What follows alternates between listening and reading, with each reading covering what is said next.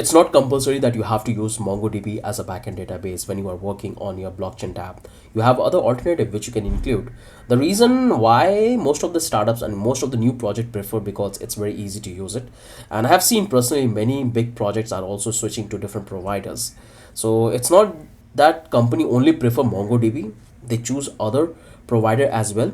But MongoDB is quite popular. It has been in the industry for quite long, and there is a lot of projects are already there, and it's very easy to use it. Okay, so if you are a developer and you are building a backend system or a database, and if you want to have a similar structure, you will find a similar kind of project which you can simply replicate and deliver to your client. So you don't need to code everything from scratch.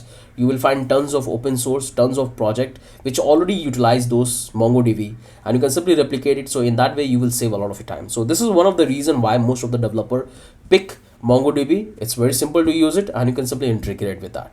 That's the one reason. And when you're working on a bigger application like e-commerce place or decentralized exchange, NFT marketplace, so these are the biggest projects, there you have to focus on a scalability. So when you are building a small application, in that you can utilize it, but when you want to scale the application, where you want to handle millions of users, in that scenario you have to think a way to improve the service of the application. So there we go to different provider, we use different tools to improve the performance. So you can go with this one or you can go with the other providers as well. So if you are a beginner, I would suggest you to focus with MongoDB, because it's very easy, very easy. We already have a complete playlist which you can simply follow and build a backend using MongoDB, Express and Node.js. So it's very easy to start.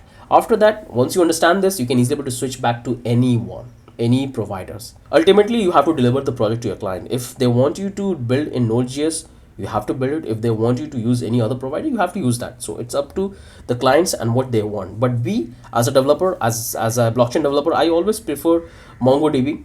I always suggest them, but if they want me to use different, I can definitely use them. So it's all about the choice of the developer and those who want to develop their project, what they want to use it. There is nothing called favoritism to Node.js.